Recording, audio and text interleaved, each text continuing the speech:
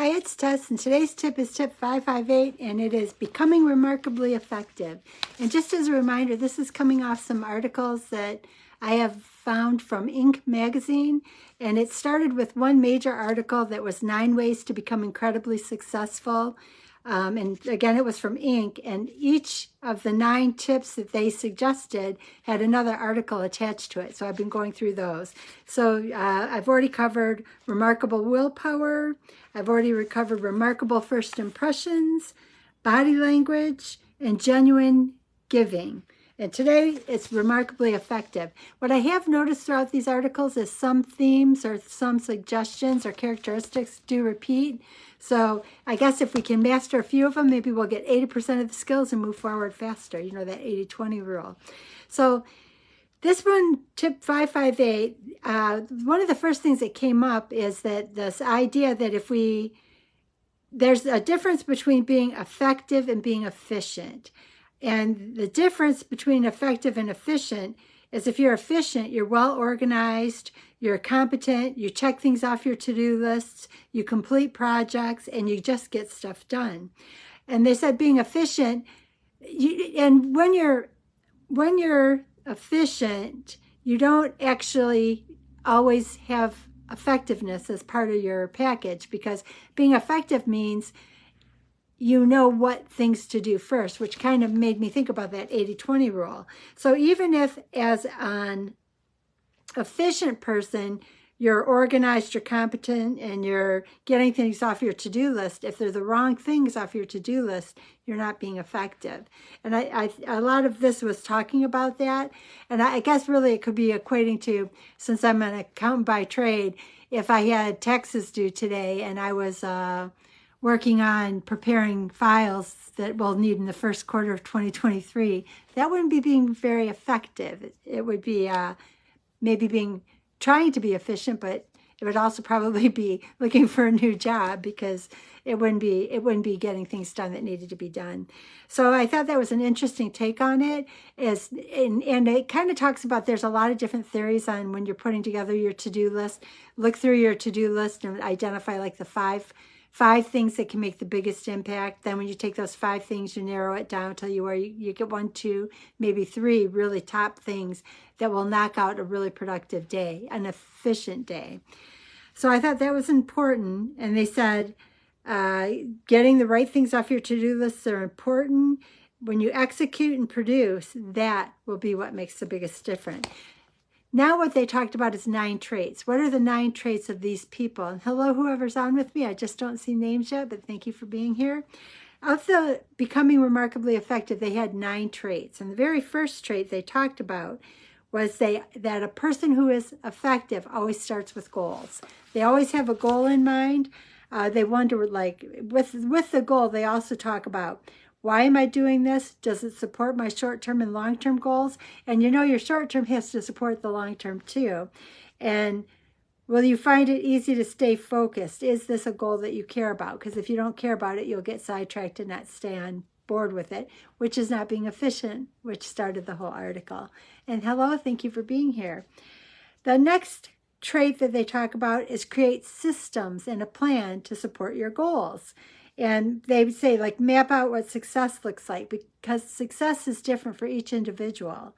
You want to be committed to a system or a routine so that you know that what you're doing is moving you towards your path.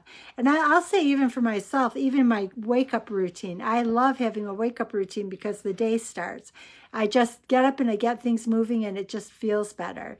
And it feels good, too, because one of the things that I always got off one of the things I always made reasons that I didn't want to do them was like getting active, and I just get up and walk right away first thing. And what I found is I truly love it that time of day. I love the morning when the sun is rising and when the animals are out that won't be out when all the neighborhood dogs are walked. I love dogs. I love seeing that people are out with their animals, but there's a whole network of animals that disappear when they come outside, and I kind of like to see those because it's harder to see them. So that's the first two. Always start with goals and then put a system together to support your goals. The third thing they say that we all need to do if we want to become remarkably effective is that we have to believe in ourselves. We have to be optimistic. We have to have self-belief. They said busy people can be busy and get nothing productive done. You have to know what you're working on and why you're pushing forward on it. And you also have to know and believe that you will succeed. You have to know that no matter what obstacle comes up, you'll go over, under, around, through, but you're going to move forward. You're not giving up. You're not going to just be busy and not produce. You're going to keep sticking to it till something happens. The fourth one they talk about is know and control your life. It's work, not luck. There's a little bit of luck once in a while that we get, but it's work. It's tasks that you're going to have to do to move forward. It says you should spend zero energy worrying, and I totally agree with this because I used to spend a lot of time worrying. Spend no energy worrying, just take steps. And that goes back to like what Doc V always says is about, and I always get the order wrong, but aim, fire, and then adjust. Aim, fire, then adjust. You don't want to be spending a lot of time. You don't want to be spending a lot of time in the starting gate. You want to keep moving forward. And for me, one day I kind of realized I, being analytical by nature, would try to come up with 100 solutions to a problem. But what never dawned on me is of those 100 solutions, I may only face 2 of them. So if I've gotten forward 2 steps, if I spend the same amount of time analyzing 100 possible solutions, I've wasted who knows how many minutes, hours, or days, weeks, months, recalculating and thinking that I was doing myself a service because I always knew what to do, but not recognizing that the path could take a very different branch that I wouldn't have had any way to predict. So really, you just want to look at what's in front of you and make that determination and keep moving forward that way. You'll get there faster, it'll feel good, and you'll have more confidence because you're seeing progress. I think for me, if I was doing too much time analyzing or being analyst, now I'm forgetting how they called it, analysis paralysis. If I was in that position, I never realized it was in that position, but it was always hanging me up and it didn't feel good. The next one they talk about is embrace random. And I like this one. It says you need to build in time and opportunities to experience new things, to try new methods, to benefit from happy accidents, to reinvent, to adapt, to apply, to meet new people, to move forward.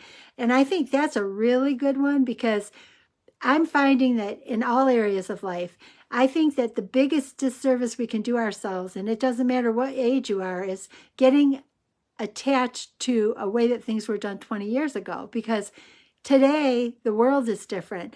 I often talk about that my grandparents lived on a farm and they dated on horseback. But by the time my grandmother passed away, she was holding on for Y2K. And what was ironic to me is that when I walked through the cemetery after she had passed away, there were a lot of people that had passed away in the first 2 weeks of the year 2000, because everyone thought the world was going to be different when we went into Y2K. For the younger generation, when we were going into the year 2000, everybody thought computer systems all across the world were going to fail. We wouldn't have food. We wouldn't have water. We wouldn't have gas. Everybody was stockpiling and hoarding things. And I could tell that, like, even through the cemetery, that will to live, people held on to see if everything would fall apart. Of course it didn't, but everybody thought that maybe it would. And I think that because of that, we need to embrace the random because, like I said, my grandmother, it was they didn't have TVs, it was radio. And then we come up to this day and time, and there's so much more available that if we don't embrace the random, the experiencing things differently, we never truly embrace what's available in the world. It's almost like if I hadn't done something to try to address being at a BMI of 60, what kind of life experience would I miss out on? The past couple of years, although lockdown was not pretty, it gave me an opportunity to dedicate to learning new things so that I could work differently. And it's been a great gift. So it is about embracing new ideas, new opportunities, new ways of looking at things. And honestly, I kind of find that a lot of fun. I realize even in my career, I did the same job for a number of years. And there comes a certain point in time where you got to shake it up, because if you don't shake it up, it becomes boring. It becomes boring and repetitive. And then staying attached to it isn't good. And I think that's why I had a period of time where I just wasn't happy with it. I needed something different. And actually, even in the industry, things need to be different. I think you need to bring fresh eyes in so that you can look at it with a different set of eyes and maybe find corners. Now, you should talk together as a group so that the new person may not necessarily know what happens a year from now, but you still might get some beautiful tools. The next one they talked about is be happy for others who succeed. I think that's a really big one too, and I think we're short on that these days. We have to know that there's plenty available for everybody. There's not a shortage of people succeeding. If there's a shortage, it's because we're not trying, but the opportunities are limitless. We can all have something that we can work towards and succeed. So being happy for other people also puts you in a place where you're feeling good. And when you feel good, you draw that kind of energy to yourselves. We truly need to cheer for each other and be happy for each other and be excited for their progress, because their progress might provide a tool that brings us to the next level in our own journey. The next one they talk about is use goals for automatic decision making. And I thought this was interesting. They talked about the gentleman that was running Southwest Airlines. And I guess he has a rule. Any question he is asked, he has one thing to think about. Does it improve and push forward Southwest Airlines? And if the answer is not a resounding yes, it's a no, and he walks away. It's just a simple black or white. Does it help? Does it not? If it helps, yes. If it doesn't help, no, and they walk away. And I thought that was interesting. But, you know, with work, that's probably a good way to move forward. And in certain areas of our life, too. I like this one, too. And I fought this one for years. It says, don't multitask. It doesn't work. And I agree with that. Knowing what I do for a living, sometimes I might have to drop it and help somebody with something. I understand that. But the idea of having 4 different projects going on at one time takes time to readjust. And stuff that I work with is complex. I mean, it's loss reserves, accident years, frequency, types of business, and which company, you know, which state. So if you start trying to solve a problem over here and you're moving over here, you got to reacclimate to where you were at here. So I think this idea of multitasking, it depends on what they want to, why are they putting that into play?